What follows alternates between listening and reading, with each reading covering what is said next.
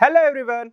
As you know that CBSE released the sample question paper for the session 2024-25. Here we are discussing the sample question paper of SST subject. First of all, come to the general instructions in the paper. Paper divided in the 6 parts A, B, C, D, E, F. Actually ये जो division होता है papers का, ये आपकी सुविधा के लिए होता है ताकि आपको पता रहे कि आपको कहाँ पर कितनी एनर्जी इन्वेस्ट करनी है। नंबर ऑफ क्वेश्चंस जो है टोटल 37 क्वेश्चंस हैं। 37 क्वेश्चंस में आपको लगभग सभी अटेम्प्ट करने हैं। आपको यहाँ पर कोई एक्सटर्नल चॉइस नहीं मिलेगी। मतलब एक्सटर्नल चॉइस मतलब ऐसा नहीं है कि 40 सवाल है उसमें से 37 अटेम्प्ट करने हैं। हालांकि आपको कई सारे क्वेश्चंस ऐसे होंगे जहाँ पर इंटरनल चॉइस आपको देखने को मिलेगी। इंटरनल चॉइस मतलब दो में से कोई एक अटेम्प्ट करना। जैसा कि हम डिस्कस कर रहे थे कि जो पूरा पेपर है वो 6 सेक्शंस में डिवाइड है। 6 सेक्शन में यदि पेपर डिवाइड है तो फर्स्ट ऑफ ऑल बात करें सेक्शन ए की, तो सेक्शन ए का मतलब हो गया आपका ऑब्जेक्टिव क्वेश्चंस, एमसीक्यूज जिसे हम लोग बोलते हैं। 1 मार्क्स का है, टोटल 20 क्वेश्चंस हैं, यानी 20 मार्क्स के ये सेक्शन 1 हो गया जहां आपको एमसीक्यूज अटेम्प्ट करने हैं। सेक्शन बी 21 to 24 यानी 4 क्वेश्चन है। Very short answer type questions. Very short answer type मतलब 40 वर्ड से ज़्यादा नहीं होना चाहिए। सीबीएसई खुद बोल रहा है कि 40 वर्ड से ज़्यादा आप लोगों को इस पर आपका एनर्जी नहीं लगाना है। अपनी बात को मैक्सिमम 40 वर्ड्स यानी 3 से 4 लाइन में आपको अपनी बात रखनी है। Come to the section C 25 to 29, 5 सवाल होते हैं इसमें। शॉर्ट आंसर टाइप क्वेश्चंस जो कि मैक्सिमम 60 वर्ड्स तक अलाउ है, यानी 5 से 6 लाइन आपको इस पर लिखनी है। सेक्शन डी में भी 4 सवाल हैं। लॉन्ग आंसर टाइप क्वेश्चंस जो कि 5 मार्क्स के हैं, यानी 5 मार्क्स का यदि एक सवाल है और 4 है तो 20 मार्क्स का ये हो जाता है। ठीक है, तो इसमें आपको लगभग 100 से 120 वर्ड्स, 100 to 120 वर्ड्स में अपनी बात को रखना है। केस स्टडीज पर हैं, 3 केस स्टडीज हैं, क्वेश्चन नंबर 34, 35, 36, जहां पर आपको मैक्सिमम 100 वर्ड्स में अपनी बात रखनी है और हर केस स्टडी 4 मार्क्स की है, यानी 4 into 3 12 मार्क्स की केस स्टडी हो गई। इसी तरीके से लास्ट क्वेश्चन होगा जो कि मैप बेस्ड होगा। 5 लोकेशंस होगी जिनका नेचर अलग अलग होगा। फर्स्ट 37A हिस्ट्री से और 37B ज्योग्राफी से 3 मार्क्स का, तो टोटल 5 मार्क्स का मैप हो गया। तो हम सबसे पहले सेक्शन ए को डिस्कस करते हैं। Come to the first question. ये जो क्वेश्चन है वो हिस्ट्री का है और हिस्ट्री में जो एक टॉपिक है नेशनलिज्म इन इंडिया, वहाँ से ये सवाल लिया गया है। Why did nationalist in late 19th century in India focus on recording and preserving folklore. इसके 4 ऑप्शन दे रखे हैं। किस तरीके से हम हमारी जो ट्रेडिशनल आर्ट एंड कल्चर है उसकी तरफ क्यों शिफ्ट हो रहे थे लेट 19th सेंचुरी में। एक्चुअली में आपको भी पता है, जब हम लोग चैप्टर पढ़ते हैं नेशनलिज्म इन इंडिया तो उसमें बताया जाता है कि किस तरीके से जो ब्रिटिश कल्चर था वो धीरे धीरे डोमिनेट कर रहा था, स्पेशली अपर कास्ट में, स्पेशली जो लैंडलॉर्ड सोसाइटी थी वहाँ पर। तो वो लोगों के काफ़ी ज़्यादा अट्रैक्ट हो रहे थे ब्रिटिश कल्चर से अट्रैक्ट हो रहे थे, तो ब्रिटिश प्रोडक्ट से ये अट्रैक्ट भी हो रहे थे। तो ब्रिटिश प्रोडक्ट्स मतलब ब्रिटिश इकोनॉमी की तरफ हम लोग आगे बढ़ रहे थे। तो धीरे धीरे हमारे यहाँ पर जो स्वदेशी आइटम्स हैं, जो हमारी जो लोकल जो कल्चर है, हमारी जो फोक कल्चर है, उसका रिलेवेंस कम होता जा रहा था और हम लोग अट्रैक्ट होते जा रहे थे ब्रिटिश कल्चर की तरफ। यही रीजन था कि why did nationalist in late 19th century they focus on recording and preserving the folklore. इसके 4 ऑप्शन दे रखे हैं। To create new norms of artist expression that reflect the modern India. No. To restore a sense to pride in traditional culture and national identity. Obviously ये हो जाएगा आपका, क्योंकि जो ब्रिटिश आइडेंटिटी की तरफ शिफ्ट हो रहे थे वैसा ना हो, हमारी जो नेशनल आइडेंटिटी है, हमारी जो कल्चरल आइडेंटिटी है वो मेंटेन रहे, यही कारण था। और इसका सही आंसर ये हो जाएगा। बाकी के 2 ऑप्शंस भी आप लोग पढ़ सकते हैं, मगर जब आप सेकेंड ऑप्शन पढ़ेंगे तो आपको ऐसे ही पता लग जाएगा। नेक्स्ट क्वेश्चन आपको दिख रहा होगा, ज्योग्राफी से है। ज्योग्राफी पे हम लोग लैंड रिसोर्सेज पढ़ते हैं, तो लैंड रिसोर्सेज से सवाल है ये। इसमें ये बताना है कि ये जो 43% इंडिया का जो में प्लेन एरिया है और 27% जो है आपका प्लेटूस एंड 30% माउंटेन है। जो 43% जो लैंड एरिया है अंडर प्लेन्स, इसका सिग्निफिकेंस क्या है, मतलब आपको ये बताना है। प्रैक्टिकल सवाल है। प्रैक्टिकल सवाल इसलिए क्योंकि आपको ये बताना है कि प्लेन एरियाज़ की एप्लीकेशंस क्या क्या हैं। प्लेन एरियाज़ की एप्लीकेशंस क्या क्या हैं आपको ये डिस्कस करना है। 4 ऑप्शंस हैं।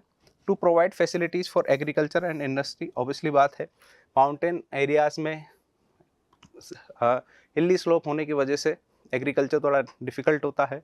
इसी तरीके से प्लेटू एरिया में भी जो आपका जो लैंड है वो काफ़ी ज़्यादा रिजिड होता है, काफ़ी रॉकी स्टाइल आपकी सरफेस होती है, चट्टानी सरफेस जिसे हम बोलते हैं, जिसकी वजह से भी वहाँ पर थोड़ा स्पेशली एग्रीकल्चर इंडस्ट्रीज़ में तो दिक्कत नहीं आती, लेकिन एग्रीकल्चर में थोड़ा दिक्कत आता है।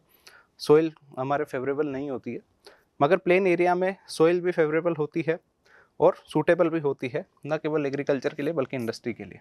It provide facilities to tourism, tourism तो हिली एरियाज में ज़्यादा होगा, प्लेन एरिया में क्यों ज़्यादा होगा। इट इंश्योर द टेनेंशियल फ्लो ऑफ सम रिवर, ऐसा कुछ नहीं है, रिवर्स पेरेनियल फ्लो आपका कहीं पर भी देखने को मिल सकता है। It possess rich reserve in minerals, fossil fuel and forest. ज़्यादातर जो रिच रिजर्व्स हैं मिनरल्स के वो प्लेटू एरिया में ज़्यादा देखने को मिलते हैं। तो सही आंसर क्या हो जाएगा, करेक्ट, ज़्यादा एक्यूरेट आंसर हो जाएगा ये। ठीक है, चलिए आगे। एक फिर एप्लीकेशन बेस्ड सवाल है, डेवलपमेंट चैप्टर इकोनॉमी से।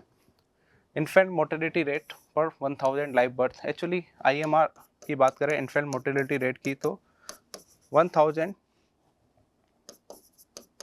बर्थ पे कितने बच्चे सर्वाइव, मतलब कितने बच्चे की डेथ हो रही है ये बताता है। 1000 यदि 1000 आपके 1000 बच्चे पैदा होते हैं तो उस पर कितने बच्चों की डेथ हो जाती है before 1 year.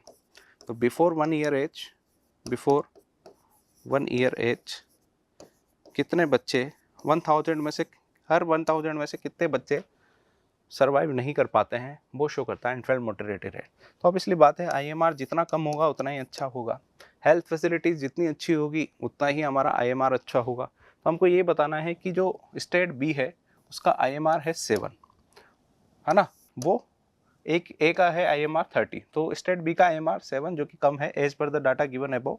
Y the state B has low infant mortality rate, क्यों बी स्टेट में जो IMR है वो क्यों कम है, ऑब्वियसली बात है हेल्थ फैसिलिटीज़ अच्छी होगी, एजुकेशन अच्छा होगा। तो 4 ऑप्शन देखें तो it has high per capita income, it has better infrastructure than state A. बेहतर हेल्थ इंफ्रास्ट्रक्चर होता तो हो सकता था ये ऑप्शन की तरफ हम लोग सोचते, यदि यहाँ पर ऐसा लिखा होता it has better health infrastructure. Infrastructure is a common word जिसमें तो फिर सब कुछ आ गया। It has good teachers and schools हो सकता है, लेकिन और एक्यूरेट देखते हैं मिल जाए तो it has health care and education for all, obviously बात है हेल्थ केयर जो है वो अच्छा होगा, एजुकेशन अच्छा होगा, तो IMR अपने आप कम हो जाएगा। तो डी ऑप्शन इसका सही हो जाएगा। ठीक है, फिर अगेन ज्योग्राफी से सवाल है, फॉरेस्ट रिसोर्सेज से। फॉरेस्ट रिसोर्सेज को हम लोग reserve resource, protected resource, unclassed resource से में क्लासीफाई करते हैं, जो कि NCERT में भी दिया हुआ है। तो फॉरेस्ट रिसोर्सेज के इस चैप्टर में आप लोगों को मैच करना था कि रिजर्व फॉरेस्ट कहाँ पर मिलेगा, प्रोटेक्टेड फॉरेस्ट, है ना, अनक्लास फॉरेस्ट कहाँ मिलेगा। इस तरह एक तरीके से मैच द कॉलम का सवाल है। रिजर्व फॉरेस्ट जो है वो आपको देखने को मिलता है जनरली आंध्र प्रदेश की साइड। हम लोगों ने को जब आप NCERT पढ़ेंगे तो वहाँ पर इसको मेंशन भी किया हुआ है। प्रोटेक्टेड फॉरेस्ट जो है, प्रोटेक्टेड फॉरेस्ट आपको कहाँ पर देखने को मिलेगा, प्रोटेक्टेड फॉरेस्ट आपको देखने को मिलेगा हरियाणा की साइड। और जबकि अनक्लास्ड फॉरेस्ट और NCERT में साफ साफ लिखा हुआ है तो नॉर्थ ईस्ट के जो स्टेट्स हैं वहाँ के जो फॉरेस्ट रिसोर्सेज हैं वो अनक्लास रिसोर्सेज हैं। तो यदि जिसको ये भी पता है उसको बाद ये 2 ऑप्शन बचते थे, जिसको इतनी सी बात भी पता थी। तो इसका सही आंसर क्या हो जाएगा, सही आंसर हो जाएगा इसका D, reserve forest in Andhra Pradesh, protected forest in Haryana, unclassed forest in north east state. ठीक है, अगेन फॉरेस्ट रिसोर्सेज से एक और सवाल आया है। वैसे जनरली ऐसा ट्रेंड देखने को नहीं मिलता है कि एक ही चैप्टर के लगातार 2 सवाल देखने को मिले, लेकिन चलो ठीक है। फॉरेस्ट रिसोर्सेज से जो जॉइंट फॉरेस्ट मैनेजमेंट प्रोग्राम था, जॉइंट फॉरेस्ट मैनेजमेंट जो प्रोग्राम था उससे सवाल आया है। 4 ऑप्शंस दे रखे हैं, ये पूरे में बात इसी की करी गई है जॉइंट फॉरेस्ट मैनेजमेंट प्रोग्राम की। It involves local community in the management and restoration of degraded forest. That is the objective of joint forest management programme, जहाँ पर किस तरीके से फॉरेस्ट ऑफिसर्स और लोकल कम्युनिटी को एक प्लेटफॉर्म पर लाकर फॉरेस्ट, स्पेशली जो प्रोटेक्टेड एरियाज हैं या सॉरी डिग्रेडेड जो फॉरेस्ट है जहाँ पर प्रोटेक्शन की जरूरत है वहाँ पर इनको प्रोटेक्ट करा जाए। तो obviously this one is the core objective of joint forest management programme. तो ऑप्शन एक तो सही होगा, ऑप्शन एक सही होगा तो ये दोनों गलत हो जाए। The programme has been in formal existence since 1980। 1980 नहीं है, 1988 में स्टार्ट हुआ था, that is mention in NCERT. Jharkhand pass the first resolution for joint forest management, no Odisha.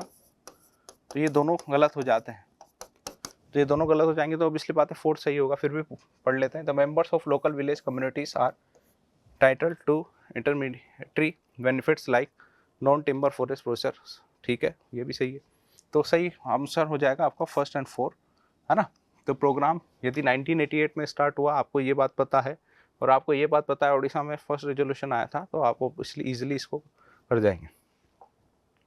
Again come to the chapter power sharing से सवाल है, ठीक है।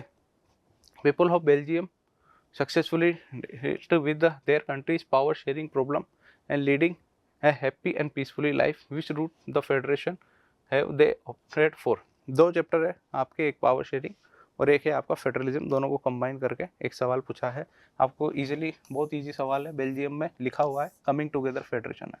कमिंग टुगेदर फेडरेशन क्या होता है, सॉरी,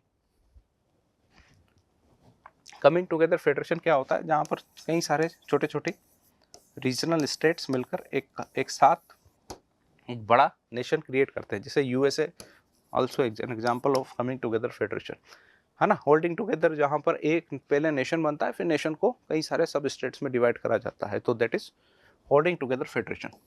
चलिए ये इसका आंसर हो जाएगा, इजी सवाल था सिविक। अगेन एक और सवाल आया है आपका मेजदी कॉलम से, 4 वर्ड्स दे रखे हैं और उन वर्ड्स को यहाँ पर एक्सप्लेन करा हुआ है, आपको देखना है कौन सा सही रहेगा। Ethnic, majoritarianism, civil war and unitary system. तो जो इस सवालों में जो भी वर्ड आपको सबसे पहले अच्छा लगता है, अच्छा मतलब जिसके बारे में आपको नॉलेज है, उस पर पहले फोकस करिए, वो कहाँ पर मिल रहा है। हो सकता है इजीली वैसे ही आपका आंसर हो जाए। तो आपको यदि इसका मतलब पता है तो सबसे पहले मैच करिए इन चारों में से कौन सा है। एथनिक मतलब होता है एक तरीके का कल्चरल डिवीजन, जिसको बोलते हैं हम लोग रेसिज्म वगैरह ये सब, है ना। तो एक तरीके का social division based on culture, ethnic city जिसको बोलते हैं, है ना।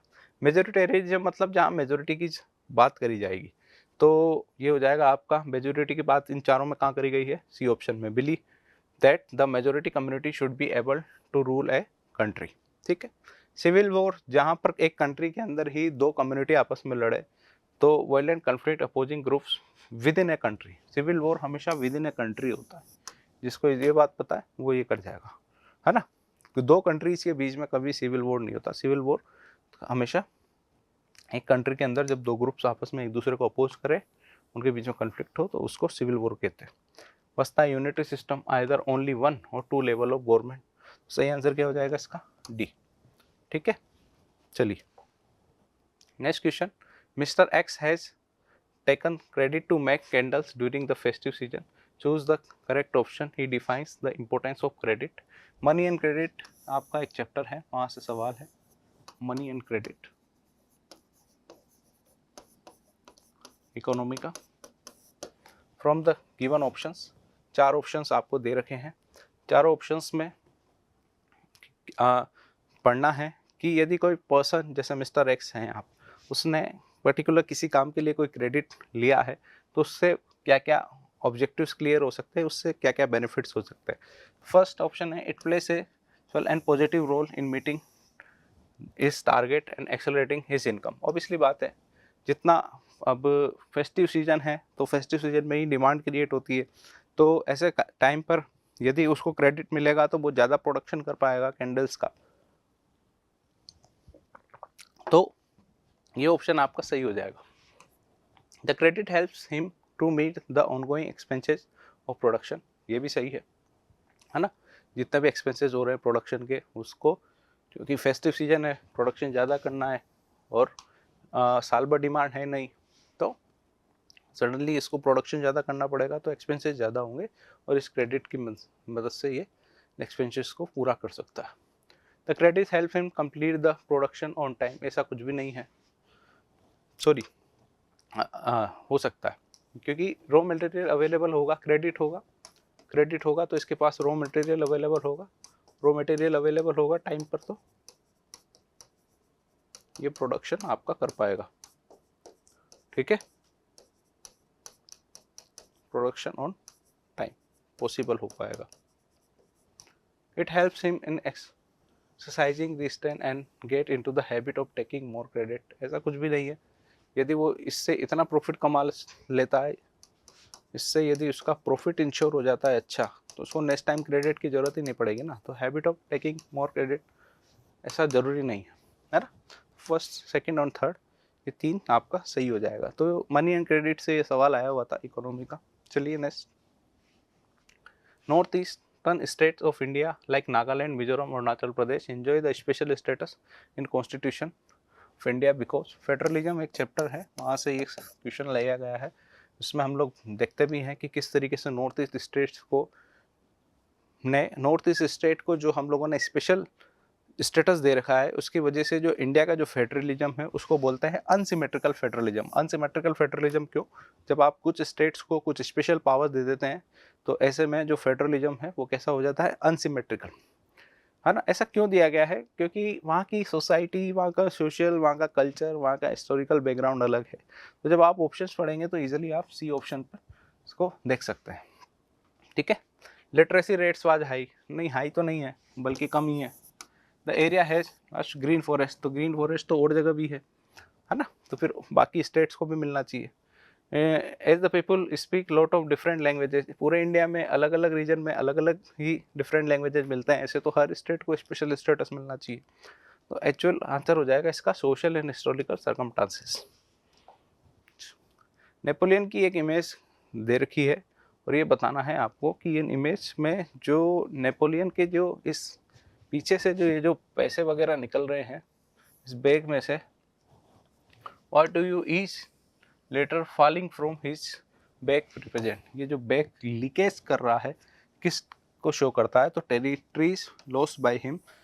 देखो मतलब ये चीज़ें इसके हाथ से निकल रही है, ये इमेज क्या शो कर रही है? एक तरीके से ये इमेज चीज़ें इस बैग से निकलकर नेपोलियन के रेंज से या उसके हाथ से निकल रही है, मतलब टेरिटरीज लॉस्ट बाय हिम। अब इस तरीके के जो क्वेश्चंस होते हैं वो डिफ़िकल्ट होते हैं, कई बार आपको इसमें थोड़ा सा एनालाइज करना पड़ता है। ठीक है, तो नेशनलिज्म इन यूरोप से ये सवाल था, हिस्ट्री से। अगेन एक और सवाल ग्लोबलाइजेशन से, which of the following factors significant contribute to the process of globalisation. Globalisation कैसे बढ़ेगा? ऑब्वियसली बात है, यदि मल्टीनेशनल कंपनीज बढ़ेगी, उनका फुटप्रिंट बढ़ेगा तो एक्सपेंसेस अपने आप बढ़ेगा। Information and technology, IT, information technology हमारे पास बढ़ेगी, कम्युनिकेशन टेक्नोलॉजी बढ़ेगी, तो उससे भी हम लोग एडवांसमेंट होगा, तो उससे एमएनसीज बढ़ेगा। जहाँ नेशनलिज्म होगा वो लोग इन एमएनसीज का, ग्लोबल फॉरेन प्रोडक्ट्स का को अपोज करेंगे। ट्रेड बैरियर्स होंगे, ट्रेड बैरियर्स होंगे तो एक कंट्री से दूसरे कंट्री में फॉरेन ट्रेड पॉसिबल नहीं हो पाएगा, तो ये ऑप्शन नहीं होगा। Cross border movement of people for jobs and education, cross border movement होगा तो वो दूसरे कंट्री में जाकर हमारे प्रोडक्ट्स की डिमांड करेंगे। जैसे फॉर एग्जांपल कोई इंडिया के कोई भी प्रोडक्ट है, जैसे कोई मिठाई है, कोई स्वीट्स हैं, अब वो स्वीट्स की डिमांड इंडिया के लोग गए जॉब के लिए या एजुकेशन पढ़ने के लिए हमारे ऑस्ट्रेलिया में, अब वो उस स्वीट्स की डिमांड करते हैं वहाँ पर जाकर, तो नो डाउट कैपिटलिस्ट कंट्री है, तो यदि डिमांड करोगे तो वो सप्लाई करेंगे क्योंकि उनको प्रॉफिट कमाना है। तो cross border movement of people for job and education, तो ये भी सही हो जाएगा। एक्चुअल में हुआ क्या कि सीबीएसई ने इसका आंसर बी दे रखा है, जो कि हमारी टीम जो है हमने कंसल्ट करा तो ये आंसर गलत है ना। तो इसका एक्चुअल आंसर होगा 1, 2 एंड 4। हो सकता है सीबीएसई कई बार गलती हो जाती है, तो ये आंसर लगा रखा है, इस वजह से लगा रखा है क्योंकि सीबीएसई ने आंसर अपने सैम्पल पेपर में बी दिया है। ठीक है, इसी तरीके से which of the following statement about federalism, एक और सवाल है, थर्ड सवाल है 20 में से सवाल में से तीसरा सवाल है जो अभी जो फेडरलिज्म से देखने को मिल रहा है। Of Indian constitution are correct, it is best India declare as a union of state, है ना। आर्टिकल 1 में ही लिखा हुआ है, आर्टिकल जो 1 है इंडियन कॉन्स्टिट्यूशन का, उसमें सबसे पहले ये लिखा हुआ है India is a union of state, है ना। Power sharing between union and state government is based on basic feature, obviously बात है। केशवानंद भारती केस आया था 1973 में, जिसमें ये लाइन खुद सुप्रीम कोर्ट ने बोली थी, the power sharing between India and state government is based on basic feature of our constitution, है ना। तो फर्स्ट एंड टू सही हो जाएगा। फिर भी दो ऑप्शन देख लेते हैं। Power sharing arrangement is easy to change, नहीं, इसके लिए आपको कॉन्स्टिट्यूशन में अमेंडमेंट करना पड़ता है, और जो अमेंडमेंट है उसके लिए आपको 2/3 मेजोरिटी की जरूरत पड़ती है। तो जो लास्ट ऑप्शन है सी ऑप्शन, इसमें 2/3 हटाकर क्या लिख रखा है 1/3, 1/3 नहीं है 2/3 मेजोरिटी, तो ये भी गलत हो जाएगा। तो ऑप्शन ए सही हो जाएगा। नेक्स्ट, ये सवाल भी आंसर इसका गलत है। इसमें आपको क्रोनोलॉजिकल ऑर्डर में अरेंज करना था। बायकॉट ऑफ साइमन कमीशन 1928 का है ये। पूर्ण स्वराज रेजोल्यूशन डिक्लेयर दिसंबर 1929 में लाहौर में जो सेशन हुआ था, जिसे पंडित जवाहरलाल नेहरू लीड कर रहे थे, उन्होंने ये रेजोल्यूशन आया था जब लॉर्ड इरविन ने डिक्लेयर करा था। लॉर्ड इरविन की दीपावली डिक्लेरेशन के बाद, जो कि अक्टूबर में आई थी, उसके बाद 2 महीने बाद जब कांग्रेस का सेशन होता है 1929 में लाहौर में, तो उसमें ये रेजोल्यूशन पास करा जाता है। डोमिनियन स्टेटस की डिमांड्स की बोला था, डोमिनियन स्टेटस देने की बोला था लॉर्ड इरविन ने अक्टूबर 1929 में, लेकिन हमारी उस समय के फ्रीडम फाइटर्स ने डोमिनियन स्टेटस को बोला था कि ये तो पुराना मुद्दा हो गया। तो दिसंबर 1929 में पूर्ण स्वराज की डिमांड निकली थी Lahore session. Letter with 11 demand send to, इसी लाहौर सेशन के बाद क्या होता है 26 जनवरी 1930 को इंडिया में इंडिपेंडेंस डे डिक्लेयर मनाया जाता है पूर्ण स्वराज के लिए, और उसी के 5 दिन बाद 31 जनवरी 1930 को ये होता है, यानी इसके जस्ट 1 महीने बाद ये होता है। और जिसमें 11 डिमांड्स जो महात्मा गांधी हैं वो लॉर्ड इरविन के सामने रखते हैं। लॉर्ड इरविन के सामने जब 11 डिमांड्स रखती है तो उनको 1 महीने का टाइम मिलता है, तो वो पॉसिबल नहीं हो पाता, तो फिर गांधी सॉल्ट मार्च निकालते हैं, जो कि 12 मार्च 1930 से स्टार्ट होता है और 6 अप्रैल को तक चलता है 1930। तो 29, 30 दिसंबर जनवरी 30, और ये सॉल्ट मार्च मार्च अप्रैल 30, तो सही हो जाएगा 1 2 3 4। तो सही आंसर इसका डी होना चाहिए, बस सीबीएसई ने बी दे रखा है, पता नहीं क्यों दे रखा है ना। चलिए, in Indian economy the 3 sectors primary, secondary and tertiary are interdependent, however the share of employment in the primary sector remains high. Most appropriate explanation of this, है ना। क्या रीजन है कि शेयर जो है एम्प्लॉयमेंट जो शेयर है वो अभी भी प्राइमरी सेक्टर में हाई है। Government policies preferentially treat the primary sector, है ना। गवर्नमेंट तो वैसे सबके साथ इक्वली डील करती है। इस ऑप्शंस पे भी थोड़ा डाउट है, अभी हम क्लियर नहीं हो पाया है। तो government policies preferentially treat the primary sector अभी, लेकिन सीबीएसई ने इसको करेक्ट नहीं माना है। Indian economy is largely agrarian and majority of the people all depend on the agriculture.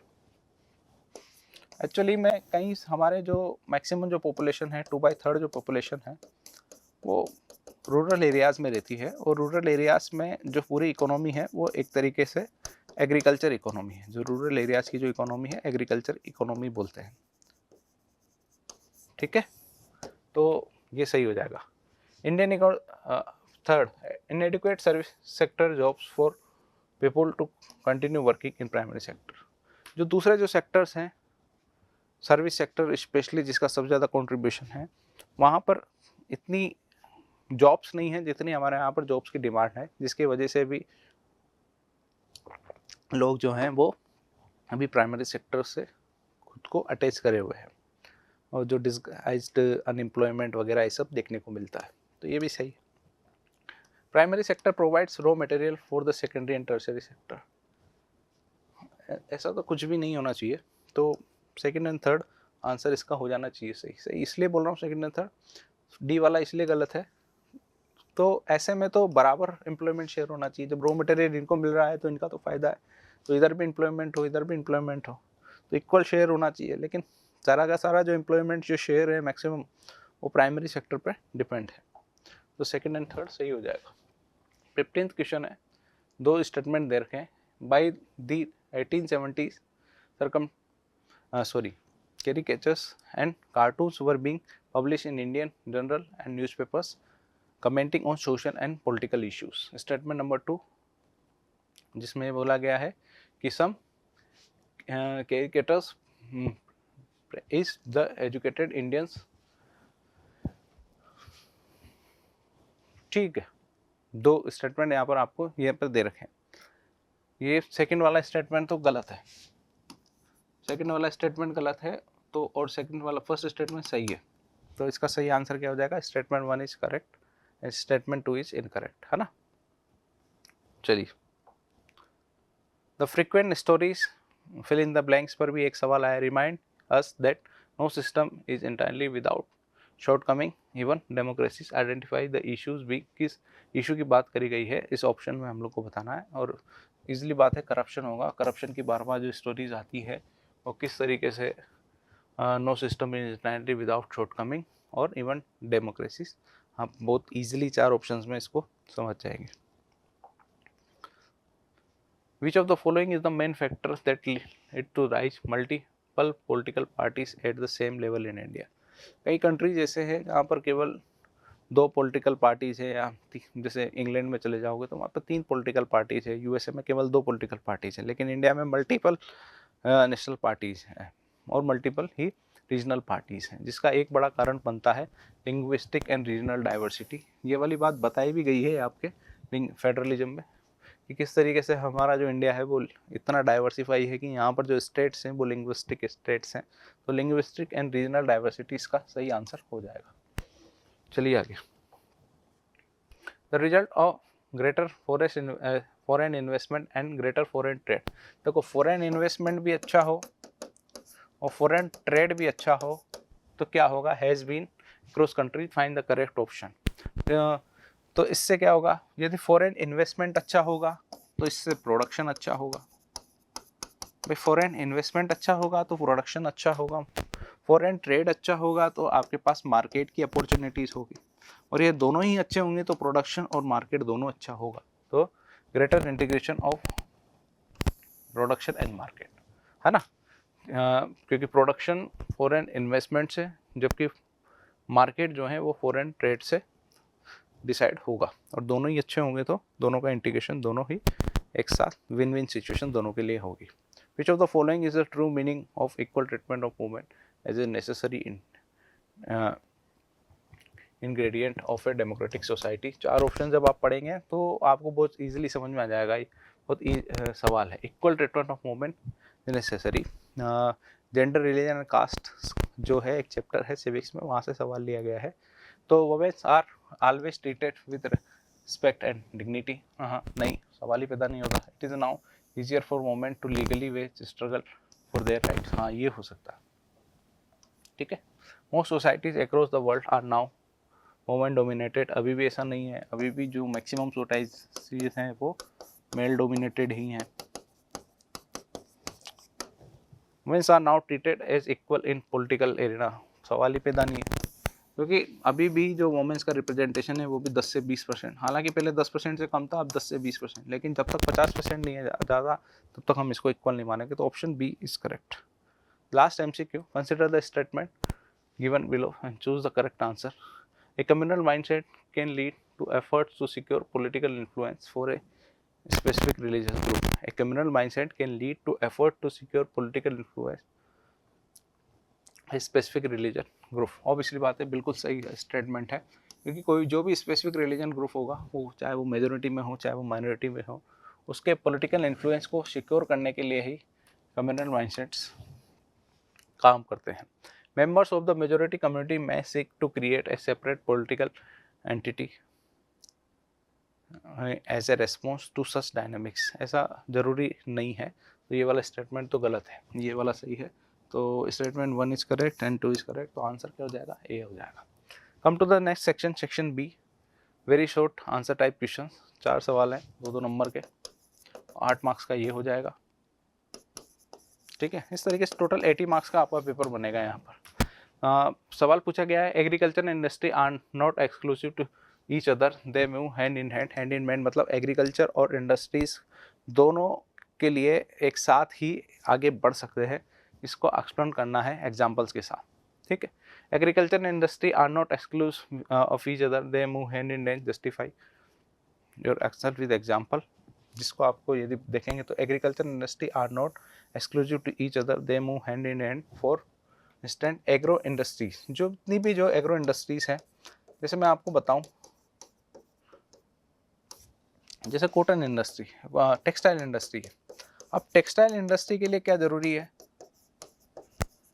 कि उनको टाइम पर कॉटन मिले, और कॉटन का रिलेशन किससे है, कॉटन इज इम्पोर्टेंट एग्रीकल्चर को, तो जब तक एग्रीकल्चर पे डिपेंड होंगी पूरी टेक्सटाइल इंडस्ट्री। इसी तरीके से आप शुगर इंडस्ट्री पर चले जाओ, शुगर इंडस्ट्री के लिए ज़रूरी है कि उनको शुगर केन मिल रहा है कि नहीं मिल रहा अच्छा वाला, तो ये किस शुगर इंडस्ट्री किस पे डिपेंड हो गई, शुगर। तो इसी तरीके से कई सारी जो फूड प्रोसेसिंग इंडस्ट्रीज है वो किस पर डिपेंड होती है, एग्रीकल्चर प्रोडक्ट्स पर, तो जो एक दूसरे से जुड़ी हुई होती है, इसी वजह से बोला गया है हैंड इन हैंड, ठीक है। तो एग्जांपल्स में आप एक कॉटन इंडस्ट्री वाला टेक्सटाइल इंडस्ट्री और कॉटन का, शुगर इंडस्ट्री और शुगर केन का दे सकते हैं। चलिए 22 जो क्वेश्चन है इसमें आपको इंटरनल चॉइस है, इंटरनल चॉइस मतलब दोनों में से एक अटेम्प्ट करना है, तो दोनों को हम लोग देखते हैं। तो silk route are a good example of a vibrant pre modern trade and culture links between distant parts of the world, substitute the statement with stations, है ना। द सिल्क रूट के बारे में एक सवाल पूछा गया है, silk route was a good example of vibrant pre modern trade, है ना, एंड कल्चर लिंक्स लिख सकते हैं आप लोग आराम से, लिखा हुआ आपका काफ़ी ज़्यादा आपके एनसीईआरटी में भी दिख रखा है, तो इजीली आपको सिल्क रूट पर 30 से 40 वर्ड लिखना है ना। Several silk look other land and by sea that brought together regions Asia link and link Asia with Europe and north America. तो सिल्क रूट क्या करता था, एशिया को आपके यूरोप से नॉर्थ अमेरिका से जोड़ता था। तो इसके अलावा आप एक दो पॉइंट चिपका सकते हैं, है ना। तो इसमें एक और ऑप्शन आपको इंटरनल चॉइस भी दी गई है, new crops are significantly impact survival and wellbeing, provide evidence to support this statement, है ना। तो Europe's were begin to eat better and live longer with the introduction of humble potatoes, or island poorest peasants became so independent on potatoes when the disease destroyed the potato crop in the mid 1840s and hundreds of thousands died to starvation, and thus new crops can significantly impact survival and well-being। इसलिए है ये जितनी भी जो ये दोनों lines भी जो एनसीईआरटी ने दे रखी है, जो कि आपके इस सैम्पल पेपर में है, तो सीधे एक तरीके से देखा जाए तो आपको कॉपी पेस्ट करना है अपनी नॉलेज को, एनसीईआरटी के नॉलेज को आपके पेपर में। एक और सवाल है पावर शेयरिंग से, स्टेटमेंट दे रखा है, India with vast population and diversity represents a classic example of power sharing that defines the very spirit of democracy justify the statement। Power sharing से सवाल है, power sharing is the very spirit of democracy, a democratic rule involves sharing power with those affected by its exercise and who have to live with their effects। People have a right to be consulted on how they are to be governed, and ये पूरी बातें आप लोगों को लिख देना है power sharing से। इसी तरीके से नेक्स्ट एक और सवाल है लोकल गवर्नमेंट, अगेन सिविक्स से देखिए आपसे एक सवाल सिविक्स से हो गया, एक फर्स्ट शॉर्ट सवाल में पहले जो सवाल था वो ज्योग्राफी से हो गया, देन हिस्ट्री से, सिल्क रूट से फिर एक सवाल आपका पावर शेयरिंग सिविक्स से, देन अगेन सिविक्स से।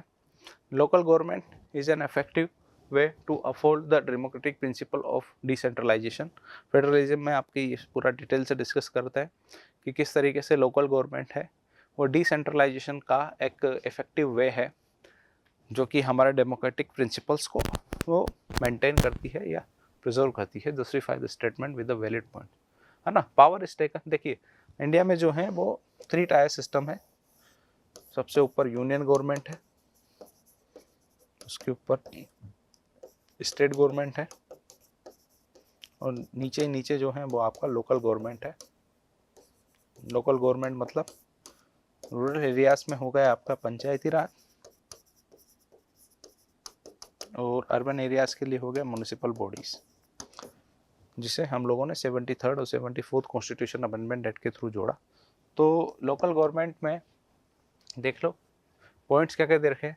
एक्चुअली लोकल गवर्नमेंट यदि हम लोगों ने 1992 में इंश्योर करा, इसको इंट्रोड्यूस करा, तो इससे फ़ायदा क्या हुआ? देखिए लोकल प्रॉब्लम्स को, हमारा जो गवर्नमेंट होती है उसका ऑब्जेक्टिव ये होता है कि प्रॉब्लम्स को एड्रेस करना। तो लोकल प्रॉब्लम्स को लोकल लोग ज़्यादा इजीली जानते हैं। अब स्टेट गवर्नमेंट में तो क्या है कि आपका कई एरियाज तो ऐसे हैं जहाँ का एमएलए जहाँ से चुना गया है वहाँ से वो बिलोंग ही नहीं करता। तो लोकल प्रॉब्लम्स जो होगी उसकी बेटर नॉलेज लोकल लोगों को होती है। तो people have better knowledge of problems in their localities. They also have better ideas, उनके पास आइडिया भी होते हैं where to spend money and how to manage things more efficiently. उनको पता है कि कहाँ पैसा लगाना चाहिए जिससे यूटिलिटी इंश्योर हो सके। Besides at the local level it is possible for people to direct participate in decision making. सीधे लोगों को डिसीजन मेकिंग में पार्टिसिपेट करिए। अब जैसे कोई स्कीम आई गवर्नमेंट की, तो लोकल लोगों को पता है कि बेनिफिशरीज कौन कौन होने चाहिए, है ना, क्योंकि जिस पर्टिकुलर चीज़ के लिए स्कीम आई, जैसे पीएम उज्ज्वला योजना, अब जिसमें गैस के सिलेंडर्स बांटे गए, तो लोकल लोगों को ज़्यादा इजीली पता है कि किसके घर में एक गैस का कनेक्शन नहीं है, तो वो लोग ज़्यादा आइडेंटिफाई कर पाएंगे, इजीली आइडेंटिफाई कर पाएंगे, एक्यूरेट पॉलिसी लैप्स नहीं होगा। तो this helps to inculcate a habit of democratic participation. Local government is the best way to realize one important principle of democracy, namely local self government. Local self government यानी खुद की government और self rule, ठीक है। And local government is thus an effective way to afford the democratic principle of decentralisation. कोई भी 2 point आप इसमें से लिख सकते हैं, क्योंकि आपको अपनी बात को मैक्सिमम 40 वर्ड्स में भी लिखना है, ठीक है। इसके बाद शॉर्ट, वेरी शॉर्ट के बाद short answer type question 15 marks के हैं, क्योंकि 3 क्वेश्चन हैं इसमें, 5 क्वेश्चन हैं, 3-3 मार्क्स के। 60 वर्ड्स में आपको अपनी बात रखनी है, ठीक है। फर्स्ट क्वेश्चन देखिए, by the 17th century as a urban culture loomed in China, the usage of print diversified. Explain the statement by giving the suitable example. अब ये पूरा जो स्टेटमेंट जो है ना आपका, ये एनसीईआरटी से ऐसे कि ऐसे कॉपी करा हुआ है। तो एनसीईआरटी बाइबल है आप लोगों के लिए, पूरा स्टेटमेंट ऐसे कॉपी करा हुआ है और उसको आपको एग्जाम्पल देना है। जैसे आपने वो भी एग्जाम्पल दे दिया, जैसे rich women began to read and many women we and publishing their poetry and plays, है ना। Wives of scholar official publish their works, है ना। तो पूरा स्टेटमेंट जिसने एनसीईआरटी पढ़ी है वहाँ पर ये स्टेटमेंट दिया हुआ है, उसको आपको जस्टिफाई करना है और एग्जाम्पल्स लिखने हैं। अब जैसे 3 मार्क्स हैं तो लगभग 1.5 नंबर आपको इस स्टेटमेंट को एक्सप्लेन करने पे मिलेगा, 1.5 से 2, और 1 से 1.5 नंबर आपको इस बात का मिलेगा कि आपने एग्जाम्पल दिए हुए नहीं है। अब आप स्टेटमेंट को ही एक्सप्लेन करने में पूरा 60 वर्ड्स निकाल दोगे तो आपकी गलती होगी, क्योंकि आपसे ये भी पूछा गया था कि आपको एग्जाम्पल्स भी देने हैं। तो 60 वर्ड्स में आपको स्टेटमेंट को जस्टिफाई भी करना है, एक्सप्लेन करना है, और दूसरी चीज़ सूटेबल एग्जाम्पल्स भी आपको देने हैं, ठीक है। इसी तरीके से एक और सवाल है, इसमें आपको इंटरनल चॉइस है। ये 2 सवाल हैं, इंटरनल चॉइस दे रखी है। सवाल है, Mr Y from a city in India visits a rural area and find the people working in small agriculture farm, more than 4 people are not, find 5 people, कितने 5 लोग एक एग्रीकल्चर फार्म में काम कर रहे हैं, मगर more than 2 people are not required. Maximum कितने की रिक्वायर्ड है? 2, यानी बाकी 3 की जो प्रोडक्टिविटी है, 3 की जो प्रोडक्टिविटी है वो 0 है, जो क्योंकि है ना, बाकी 3 की यदि 2 लोग काम करें और तो भी उतना ही काम जरूरी है, इतना काम है कि 2 लोगों में इंश्योर हो जाएगा, वो पूरा हो जाएगा। लेकिन कितने लोग लग रहे हैं? 5 लोग, यानी एक्चुअल में 3 लोगों की जरूरत नहीं है, या यूँ बोले 3 लोगों की प्रोडक्टिविटी यहाँ पर 0 है ना। तो 2 people are not required in the work to work in the farm, and removing the other 3 will not affect the production. How can one solve the problem of underemployment in rural area? Disguised unemployment का example है, जहाँ पर आप production में तो involve होते हैं, लेकिन एक्चुअल में आपकी जो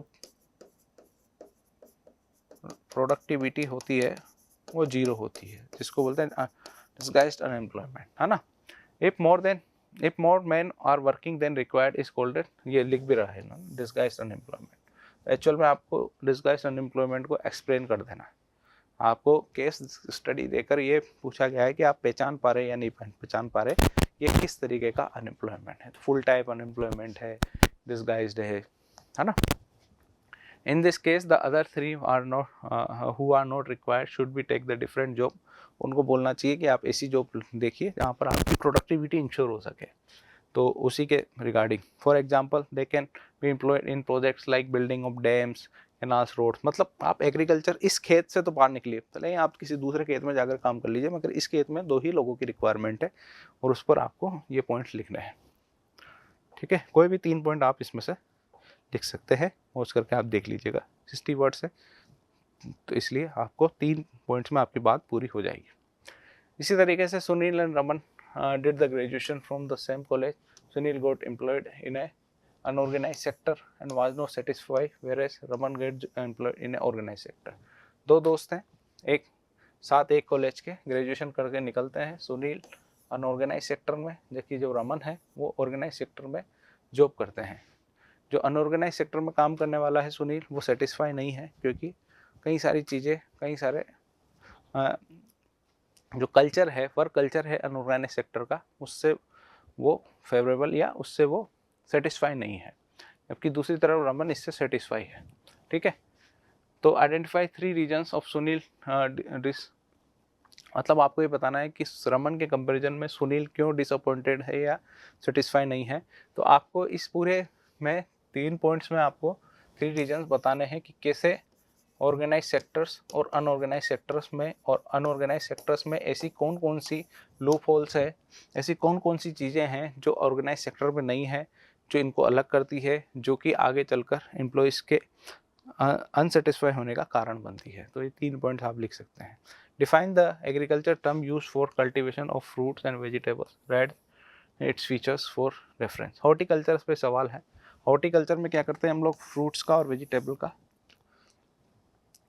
कल्टीवेशन करते हैं। तो horticulture is the term use for the cultivation of fruits and vegetables, है ना, विद रेफरेंस टू इंडिया। इस पर कुछ फीचर्स लिखना है। मतलब हॉर्टिकल्चर, देखो सीधा नहीं बोला कि हॉर्टिकल्चर के बारे में लिखो, अब केस दे दिया, सिचुएशन दे दी, सिचुएशन को आपको आइडेंटिफाई करना है, ये हॉर्टिकल्चर है, ये वेरिकल्चर है, कोई भी, है ना। हॉर्टिकल्चर है तो उस पर फीचर्स लिखना है। कई लोग तो यही नहीं पहचान पाएंगे कि हॉर्टिकल्चर है कि नहीं है। जो नहीं पहचान पाया उसका पूरा सवाल 0 पे जाएगा, मतलब मार्क्स मिलने की पॉसिबिलिटी नहीं है। तो मतलब वो कुछ और चीज़ आइडेंटिफाई करेगा फिर उस पर लिखेगा, है ना। तो हॉर्टिकल्चर क्या है, horticulture one of the hot spot in the world. Horticulture के लिए India one of the major producers of fruits and vegetables in the world. कितना सिंपल लिखना है। प्रोडक्ट क्यों, हम कौन से प्रोडक्शन करेंगे, हम कोई पोलर फ्रूट्स तो निकाल के लाएंगे नहीं, क्योंकि हमारा ट्रॉपिकल क्लाइमेट है। तो ट्रॉपिकल और टेम्परेट फ्रूट्स हम लोग, जैसे एप्पल वगैरह है वो टेम्परेट फ्रूट्स है, तो उसका प्रोडक्शन होता है। India produce 30% of world's vegetable. Vegetables की बात करें तो फ्रूट्स की बात होगी, वेजिटेबल्स की बात करें तो जो 13% है वर्ल्ड का, वो इंडिया में प्रोड्यूस होता है। चलिए नेक्स्ट सवाल, women empowerment has greatly improved their status in society over the years, give any 3 examples to prove the statement. इस स्टेटमेंट को प्रूव करना है, पिछले कुछ समय में वुमेन एम्पावरमेंट देखने को मिला है और उन्होंने अपना स्टेटस बढ़ाया है ना। इसके कुछ एग्जांपल, तो women empowerment has taken apps and bonus for years for to present. We can see the following development: passing on women reservation bill 2023, improved literacy rate बढ़ी है सेंसस 2011 के बाद, जो कि 54% लिटरेसी रेट था, 54% लिटरेसी रेट था, वो थोड़ा बड़ा है ना। Women have equal rights as a man on their father's property.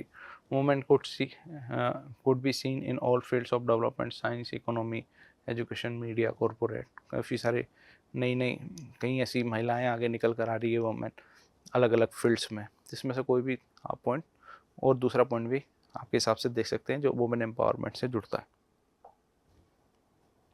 ठीक है, over the 40 years between 1973-74 to 2013-14, यानी 40 साल के इस पूरी कहानी पूछी गई है, case study type. While production in all 3 sectors has increase, तीनों सेक्टर प्राइमरी सेकेंडरी टर्शरी तीनों में बढ़ा है। It has increase the most in the tertiary sector, तीनों में बढ़ा है, सबसे ज्यादा जो है वो टर्शरी सेक्टर में बढ़ा है। टर्शरी सेक्टर मतलब service sector. As a result, in the year 2013-14, the tertiary sector has emerged as the largest producing sector in India, replacing the primary sector. India में प्राइमरी सेक्टर को replace करके इन 40 सालों में tertiary sector ने सबसे ज़्यादा production करने की, या यूँ बोलें सबसे ज़्यादा इकोनॉमी में, हमारे जीडीपी में कंट्रीब्यूट करने का काम किया है। ऐसा क्यों हुआ है? Why do you think tertiary sector has become so popular in India? क्यों, किस तरीके से टर्शरी सेक्टर है वो इन तीनों सेक्टर्स में एज ए किंग बनकर आया है, किस तरीके से इसने प्राइमरी सेक्टर को रिप्लेस करा है? क्यों इतना तक बोला जाता है कि प्राइमरी के बाद सेकेंडरी सेक्टर या मैन्युफैक्चरिंग सेक्टर को हब बनना चाहिए था, उसके बाद सर्विस सेक्टर का आता है नंबर। जनरली इकोनॉमी इस तरीके से चलती है, पहले प्राइमरी सेक्टर, फिर सेकेंडरी सेक्टर, फिर टर्शरी सेक्टर में का कंट्रीब्यूशन बढ़ता है। इंडिया में प्राइमरी सेक्टर से सीधा टर्शरी सेक्टर का कंट्रीब्यूशन बढ़ा है। इवन यूपीएससी तक में इसका सवाल पूछा गया है। 3 रीजन बताने। पहला रीजन तो यही हो गया कि इंडस्ट्री, यदि आपका प्राइमरी सेक्टर बढ़ेगा और सेकेंडरी सेक्टर बढ़ेगा तो टर्शरी सेक्टर की आपको जरूरत पड़ेगी। शायद इसमें लिख भी रखा है, the development of agriculture industry lead to be development of services. Agriculture और इंडस्ट्री को आपको लिंक करना है तो आपको सर्विसेज की जरूरत पड़ेगी, चाहे आपको ट्रांसपोर्ट हो, ट्रेड हो, स्टोरेज हो, है ना। इसके अलावा in any country सर्वल services of hospitals, education, service sector में कई सर्विसेज जैसे hospital, education institutions, post office वगैरह, पुलिस स्टेशंस, है ना, विलेज एडमिनिस्ट्रेशन, जो कि आज के टाइम पर बेसिक सर्विसेज या एसेंशियल सर्विसेज बन गई हैं। तो कई ऐसी नई सर्विसेज इमर्ज होकर आई है ना। एज इनकम लेवल राइज, लोगों का इनकम लेवल जैसे जैसे बढ़ा है, उन्होंने कई नई सर्विसेज की डिमांड बढ़ी है। टूरिज्म पहले इतना नहीं था, आज लोग घूमने जाना के लिए दूर दूर लॉन्ग डिस्टेंस पर घूमने जाना, बड़ी सिटीज़ में घूमने जाना इस तरीके से प्रेफर करते हैं, तो वो भी सर्विसेज का एग्जांपल है। तो नई सर्विसेज बढ़ी है, तो पुरानी सर्विसेज थी उनकी डिमांड बढ़ी है, तो ओवरऑल टर्शरी सेक्टर ग्रो करा है। तो ये आपका है ना। इस पर एक और पॉइंट है, कोई भी 3 आप लिख सकते हैं। सेक्शन डी है लॉन्ग आंसर टाइप क्वेश्चंस। 4 सवाल हैं, 5-5 मार्क्स के, 20 मार्क्स का ये पेपर है ना। Analyse the measures adopted to prevent the soil erosion due to natural forces, है ना। कौन कौन से मेजर्स लिए गए हैं सोइल इरोजन को रिगार्डिंग नेचुरल जो फोर्सेस है उनसे सोइल इरोजन को रोकने के लिए कौन कौन से मेजरमेंट्स लिए जा सकते हैं। पहला तो plugging along the contour lines, जैसे ये कोई हिली एरिया है, अब हिली एरिया में आपको जो प्लगिंग करनी है वो इस तरीके से मत करो, आप इस तरीके से हॉरिजॉन्टल प्लगिंग करते हैं, है ना, तो वो सूटेबल होता है। इस तरीके से steps can be cut on the slopes making the terraces cultivation, terrace cultivation की बात करी गई है। इसी तरीके से स्ट्रीप क्रॉपिंग की बात करी गई है ना। अब ये कोई डेजर्ट इलाका है, अब डेजर्ट इलाके के यदि आप चारों तरफ क्या होगा, डेजर्टिफिकेशन, डेजर्टिफिकेशन मतलब इस डेजर्ट का एक्सपेंशन।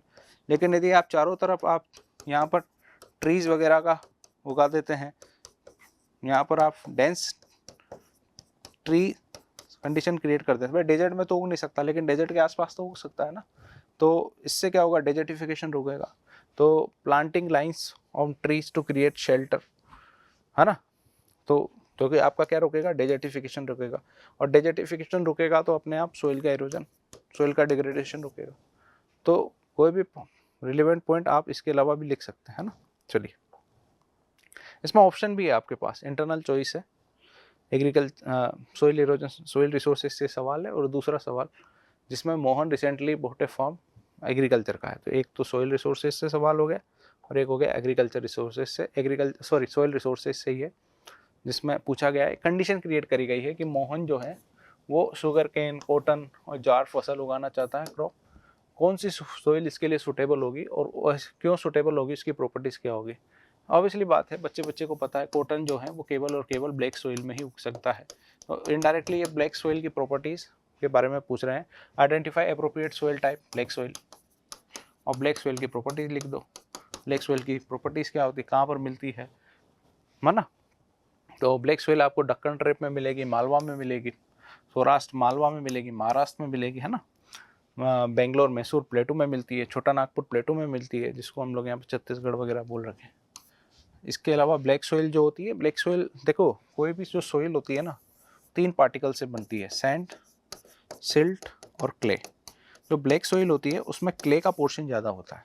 क्ले मतलब छोटे छोटे, सबसे छोटे सैंड सबसे बड़े पार्टिकल्स होते हैं, उससे छोटे सिल्ट और फिर क्ले। जो सोइल क्ले ज़्यादा होगा मतलब छोटे छोटे पार्टिकल्स ज़्यादा होते हैं, तो छोटे छोटे पार्टिकल ज़्यादा होते हैं तो इन सोइल के बीच में ये छोटे छोटे पार्टिकल्स बहुत ज़्यादा होंगे, तो इनके बीच में डिस्टेंस भी ज़्यादा होगी, ज़्यादा पार्टिकल ज़्यादा डिस्टेंस, तो इस सोइल का एरेशन अच्छे से होता है, जिसकी वजह से, और इसके अलावा इसकी वाटर होल्डिंग कैपेसिटी भी अच्छी होती है, और इसमें डीप क्रैक्स भी क्रिएट हो जाते हैं। तो ये कुछ प्रॉपर्टीज हैं ब्लैक सोइल की जिसकी वजह से ऐसा पॉसिबल हो पाता है।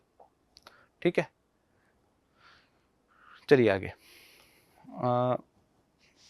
नेशनलिज्म इन यूरोप से सवाल है। Romanticism a cultural movement sought to develop a particular from the nationalist sentiment, justify the statement with suitable arguments, है ना, जिसमें आपको ऑब्वियसली बात है रोमांटिसिज्म इन यूरोप पूरा का पूरा एक्सप्लेन कर रखा है एनसीईआरटी में, वहाँ से आपको लेना है।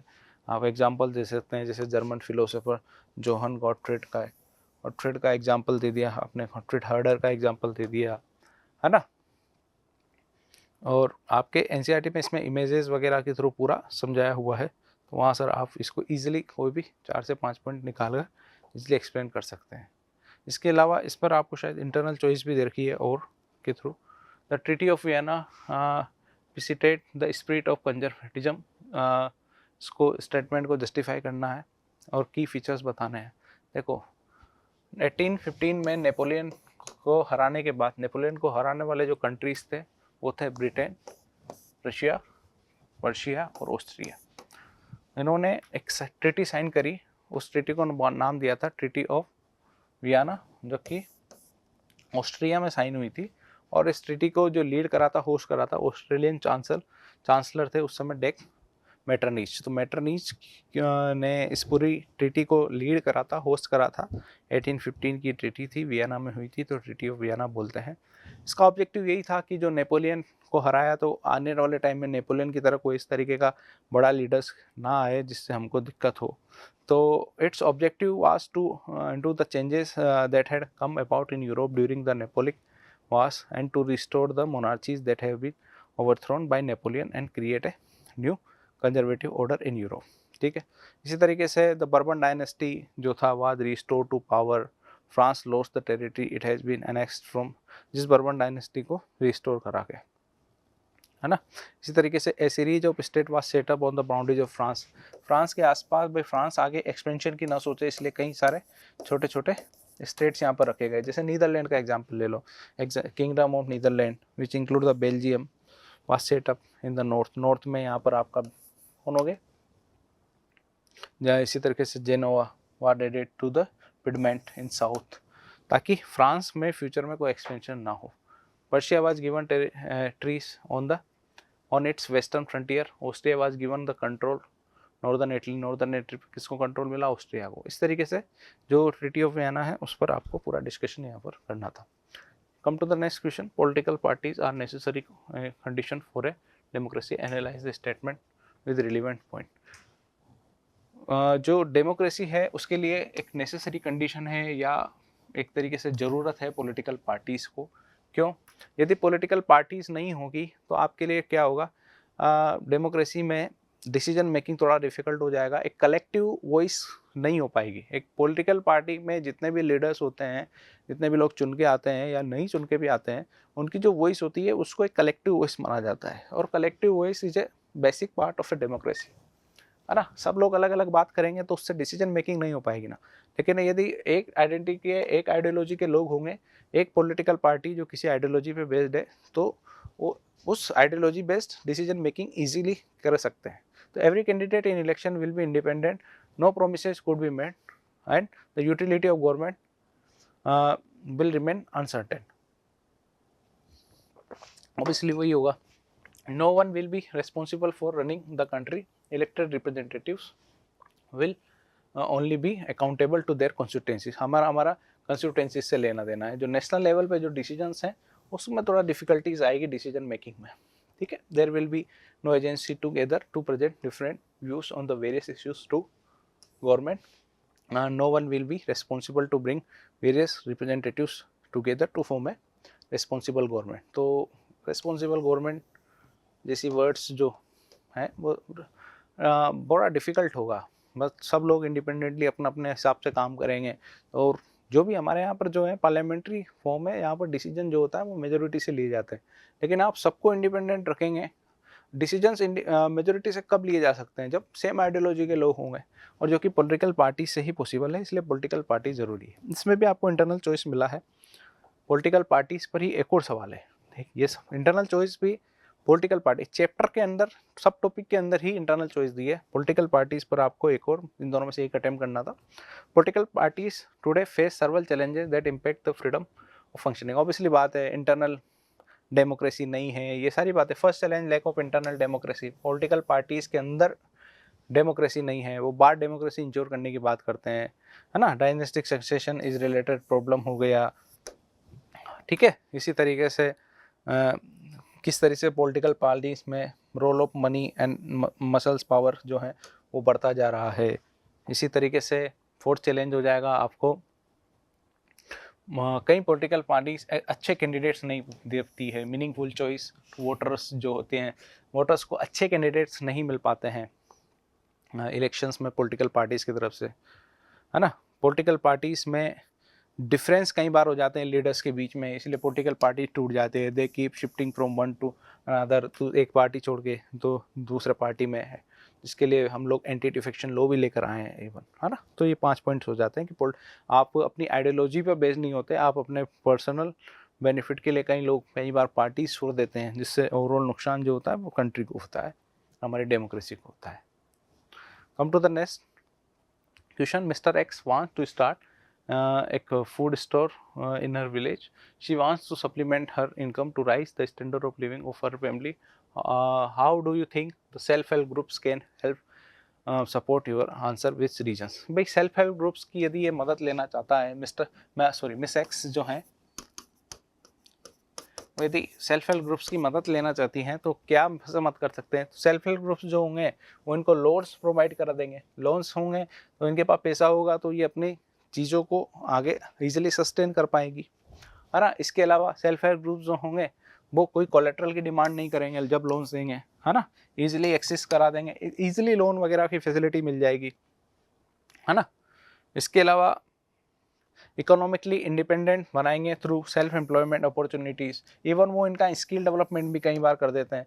कई सारे सेल्फ हेल्प ग्रुप्स जो होते हैं वो स्किल डेवलपमेंट प्रोग्राम चलाते हैं, जिसका ये अपने इस पर्टिकुलर इकोनॉमिक एक्टिविटी में इस स्किल का यूज़ करके अपने आप को अपग्रेड कर सकते हैं, है ना। मदद करेंगे टू बिजनेस स्टार्ट करने में, उसको एक्सपेंड करने में, हर बिजनेस दस improving the standard of living, overall उसका स्टैंडर्ड ऑफ लिविंग बनेगा। And last one is social empowerment by providing a platform for women to come together and share their experiences and support other। तो एक तरीके का social empowerment यहाँ पर overall देखने को मिलेगा। इकोनॉमिक तो देखने को मिलेगा, सोशल एम्पावरमेंट भी साथ में देखने को मिलेगा। तो self help groups loans without collateral, है ना, do not demand collateral, market provide करेंगे, स्किल डेवलपमेंट प्रोवाइड करेंगे, तो विन विन सिचुएशन होगी मिस एक्स के लिए यदि वो सेल्फ हेल्प ग्रुप की मदद लेती है। यहाँ पर भी आपको इंटरनल चॉइस है, इकोनॉमी का सवाल है, और एक और इकोनॉमी का सवाल है, money by providing the crucial intermediate step eliminate the need for double coincidence of wants. Double coincidence of wants आपके शुरुआत में ही एक सब टॉपिक है मनी एंड क्रेडिट चैप्टर में, वहाँ से इसको लिया गया है। तो मनी एंड क्रेडिट चैप्टर से लिया गया है। Justify the statement highlighting the significance of the modern form of money in India. देखो पुराना जो टाइम था वो था बार्टर सिस्टम। बार्टर सिस्टम में क्या था, एक चीज़ आप दो और दूसरी चीज़ आप दो, यानी एक्सचेंज ऑफ गुड्स होता था। अब एक्सचेंज ऑफ गुड्स में ये होता था कि ये है एक्स और वाई, जो एक्स जो चीज़ एक्सचेंज कर रहा है हो सकता है वाई को उसकी ज़रूरत हो, लेकिन ये भी तो हो सकता है वाई को इसकी ज़रूरत ही ना हो। तो उस चीज़ की यूटिलिटी है कि नहीं है ये मिलता नहीं था। और जब तक वाई को इसकी ज़रूरत नहीं होगी वो एक्स से अपनी चीज़ एक्सचेंज को करेगा। तो आपको ये देखना पड़ता था कि दोनों तरफ से यूटिलिटी इंश्योर होती नहीं थी। तो ये बार्टर सिस्टम की एक डिफिकल्टी थी कि डबल कोइंसिडेंस ऑफ वांट्स, मतलब डबल कोइंसिडेंस मतलब इसको इस चीज की जरूरत है जो y के पास है, y को इस चीज की जरूरत है जो x के पास है, ठीक है। तो ये देखने को मिलता था पूरा बार्टर सिस्टम है, लेकिन जब से मनी आया है, मनी में क्या हो गया, ये तुम्हारे y है, अब y के पास जो चीज है x को यदि वो चाहिए तो बदले में इसको ऐसी चीज नहीं ढूंढनी जो y को चाहिए, बल्कि आपको पैसा चाहिए। तो इससे डबल कोइंसिडेंस ऑफ वांट्स को हम लोग सिंगल कोइंसिडेंट ऑफ वांट की तरफ ले गए हैं जब से ये मनी आया है। तो people with the help of money can purchase other the he needs, does not matter कि सामने वाले को कौन सी चीज़ की नीड है, आपको इसके हेडेक नहीं लेना है। नो गुड्स और other items are needed for the exchange any more, है ना। मॉडर्न फॉर्म ऑफ करेंसीज भी पूछा गया, significance the form of significance the modern form of money in India, the modern form of currencies include जैसे paper notes हो गए, coins हो गए, कॉइन्स की तो रिलीवेंस अभी कम हो रही है ना। Unlike things that are used as a money earlier, modern currency is not made of previous metals such as gold को सिल्वर कॉपर। जैसे पुराना टाइम था जो गोल्ड सिल्वर कॉपर से बनाई जाती थी, लेकिन प्रेजेंट टाइम पर जो इसकी हम करेंसी नहीं बना सकते, पता चला 10 रुपये का सिक्का बनाया गोल्ड का, एक्चुअल में जो उसकी रेट है वो है लाखों में, क्योंकि गोल्ड का सिक्का है। तो एक्चुअल में जो करेंसी है उसमें जो हम जो मेटल यूज़ करते हैं वो इतना हाई कॉस्टली नहीं होता है लाइक गोल्ड सिल्वर कॉपर, है ना। It is accepted as a medium of exchange because the currency is authorise by government of India. आपको नहीं पता होगा कि कोई सा भी नोट आप उठा के देख लो, उस नोट पर आरबीआई के गवर्नर के साइन होते हैं on the behalf of government. तो आरबीआई का गवर्नर के साइन क्यों होते हैं, क्योंकि वो सेंट्रल गवर्नमेंट के बिहाफ ऑफ गवर्नमेंट पर ये लोग साइन कराते हैं, सिक्योरिटी हम लोगों को प्रोवाइड करते हैं, ठीक है। चलिए केस स्टडी है, 3 केस स्टडी है 4-4 मार्क्स की। पहली केस स्टडी है नेशनलिज्म इन इंडिया, रोलेक्ट एक्ट से जुड़ी हुई है। अब देखो पूरी जब आप तीनों केस स्टडी देखेंगे ना तो सीधे सवाल आपको नहीं देखने को मिलेंगे, why did the British introduce the रोलेक्ट act, ऐसा कहीं पे भी नहीं लिख रहा। मगर आपको जब एनालाइज करना पड़ेगा, आपको चैप्टर की नॉलेज होगी और आपको केस स्टडी पढ़नी पड़ेगी, तो आप इससे सवाल कर लेंगे। तो जब आप केस स्टडी पढ़ेंगे तो अब ये जो रीजन दिख रखा है वो पूरे जैसे देखो, one of the primary reasons for the रोलेक्ट act was suffrage the growing nationalist. कहीं पर आपको ऐसा सीधे सीधे लाइन देखने को नहीं मिलेगी। तो एक्चुअल में जो केस स्टडीज़ के थ्रू जो सीबीएसई मैसेज देना चाहती है, अभी भी कई लोगों को लगता है केस स्टडी मतलब, है ना, पैसेज नहीं है। देखो आज इंग्लिश वाला पैसेज नहीं है ये कि आपको सवाल का आंसर ढूंढना है, आपको केस स्टडी है, फिर उसको आपको एनालाइज करके अपनी भाषा में, अपनी लैंग्वेज में, अपने तरीके से आंसर को रिप्रेजेंट करना है। तो जब गांधी जो थे, रोलेक्ट एक्ट आया तो उसका विरोध करा। गांधी इन 1990 decided to launch a nationwide satyagraha against the proposed Rolect Act. This act has been hurriedly passed through the Empirical Legislative Council. Despite the united opposition of Indian members, it gave the government enormous powers to repress political activities, allow detention of political prisoner without trial of 2 years. तो why did the British introduce the Rolect Act? कहीं नहीं लिख रहा क्या कर रहे हैं, कैसे कर रहे हैं, ये सारी बातें लिख रही गई है। लेकिन आपको इसके पहले की चीज़ है कि रोलेक्ट एक्ट का विरोध कर रहे हैं, लेकिन क्यों आया रोलेक्ट एक्ट, इसके लिए आपको सब्जेक्ट की नॉलेज होनी चाहिए। इसी तरीके से एक है examine the effect of its act on Indians, कुछ ही नहीं, क्या इफेक्ट होगा लिख रखा है, जैसे डायरेक्टली समझा रखा है कि पॉलिटिकल एक्टिविटीज़ बैन हो जाएगी एक तरीके से, political prisoners without trial for 2 years। इसी तरीके से दिस है को आपको 1 से 2 पॉइंट यहाँ पर बनाकर आप अपनी बात रख सकते हैं। How did Mahatma Gandhi respond to Rowlatt act, satyagraha चलाया, है ना, non violent civil disobedience against such unjust law. तो उन्होंने सत्याग्रह टेक्निक स्टार्ट करी इस रोलेक्ट एक्ट के थ्रू, इन्होंने सत्याग्रह मूवमेंट चलाया इसके लिए। बाद में सत्याग्रह के बाद ये जब जलियांवाला मैसेकर हुआ तो इसमें नॉन कोऑपरेशन मूवमेंट ने इसकी जगह ले ली। तो चलिए आगे नेक्स्ट केस स्टडी है, अगेन पढ़िए इस पूरी केस स्टडी को, 3 सवाल आपको यहाँ पर दे रखे हैं, ठीक है। Read the source given the below and answer the question that follow, give the evidence and the renewability of water. It is difficult to imagine that we may suffer from water scarcity. तो water resources एक chapter है, वहाँ से case study ली गई है, पूरे ये एक ही पहला सवाल देखने को मिला है वाटर रिसोर्सेज से इस पूरे पेपर में। The moment we speak of water storage, इसमें कुछ बातें करी गई। क्या पूछा गया है, give any one reason that could contribute to water scarcity in future. देखिए, why a resident of Rajasthan could choose to install a submersible water pump, क्योंकि वाटर अवेबिलिटी नहीं है ना, क्योंकि वाटर अवेबिलिटी नहीं है, नेचुरल वाटर अवेलेबल नहीं है। What is the water conservation crucial, discuss any one key for effective water management conservation. इसमें आपको ऑप्शन दे सकते हैं, जैसे आप रेन वाटर हार्वेस्टिंग लिख सकते हैं, है ना। इसके अलावा आप कंस्ट्रक्शन ऑफ, जैसे कई सारे डैम्स हो गए, कैनाल्स हो गए, तो रेन वाटर हार्वेस्टिंग को एक्सप्लेन करना ज़्यादा बेटर है, क्योंकि इसका जिक्र आपके मॉड्यूल में भी है। इसी तरीके से ह्यूमन डेवलपमेंट रिपोर्ट पर एक सवाल पूछा गया है ना। Human development report one it is realise even through the level of the income is important, yet it is an inadequate measure of the level of development. We begin to think of other criterion. There could be a long list of such criterion.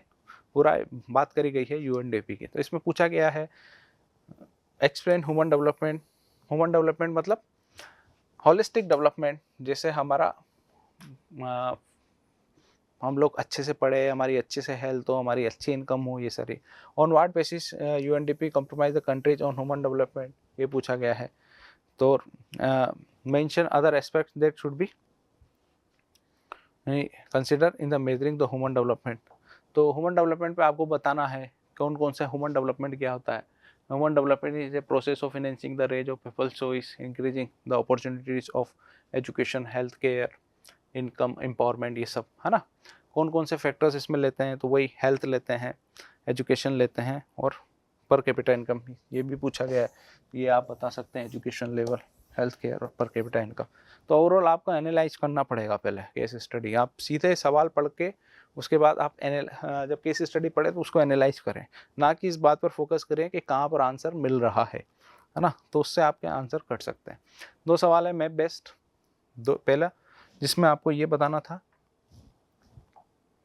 कि ये 2 locations कैसी है। तो ए history पे पूछा गया है कि कौन सा पीजेंट्स मूवमेंट ए गुजरात में दिया गया है, ये लोकेशन कौन सा पीजेंट मूवमेंट हुआ था, तो आपको पता है खेड़ा पीजेंट मूवमेंट यहाँ पर देखने को मिल रहा था।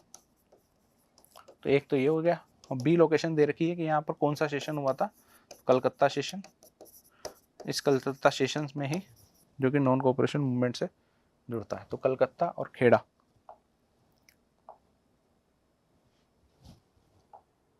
तो place where the peasant satyagraha took place, Gujarat में Kheda. Indian National Congress session which was held in the place in September 20, वो जहाँ पर नॉन कोऑपरेशन मूवमेंट को लेकर रिजोल्यूशन एक्सेप्ट करा गया था, कांग्रेस का सेशन था। ठीक है, इसके अलावा ये तो हो गया हिस्ट्री से। ज्योग्राफी से पूछा गया है software technology park in Maharashtra Pune, है ना। कोल माइन इन झारखंड, ठीक है। The tallest dam in India Tehri dam. Sea port located in West Bengal, Haldia को लोकेट करना। तो जब आप लोकेट करेंगे तो ये हो गया आपका हल्दिया, ये हो गया आपकी कोल माइन बोकारो, खेड़ा, और ये हो गया आपका पुणे। तो ये आपका मैप बेस्ड सवाल हो जाता है 5 मार्क्स का, इजीली मार्क्स है, टाइम भी नहीं लगता, बस आपको एक्यूरेट मैच करना है। दूसरी बात, एक चीज़ याद रखिए, हो सकता है जैसे कलकत्ता है, अब कलकत्ता आप पूरा यहाँ पर नहीं लिख पा रहे, तो यहाँ पर आप इस तरीके से डॉट मार्क कर दीजिए जो भी लोकेशन होती है। अब जैसे मुझे पुणे लिखना है, तो अब मैं पुणे ऐसे लिखूँ, अब मैं पुणे लिखना है, software technology park in Maharashtra Pune. मेरी नज़र में तो मैंने सही करा, लेकिन मुझे ये नहीं समझ में आ रहा ना पुणे यहाँ पर कहाँ है। तो आप मार्क कर दीजिए कि ये रहा पुणे, है ना। आप मार्क कर दीजिए ये रहा हल्दिया। तो अब आप भले हल्दिया को आप यहाँ से टिक लगाकर बाहर लिख दीजिए। तो आप जो भी पर्टिकुलर लोकेशन है उसको मार्क करिएगा ताकि आइडेंटिफाई कर सकें। कई बार आप लोगों को लगता है कि उसी स्टेट में तो लिखा है, लेकिन स्टेट नहीं पूछा ना, लोकेशन पूछी है। तो लोकेशन, एग्जैक्ट लोकेशन पर आप डॉट मार्क कर दीजिए या एरो लगा दीजिए, जिससे जो एग्जामिनर है उसको पता लग जाए, कॉपी चेक करने वाले को, कि इसको सब्जेक्ट की नॉलेज है। तो चलिए, ये था SST का sample paper. Thank you and best wishes for your future. Thank you.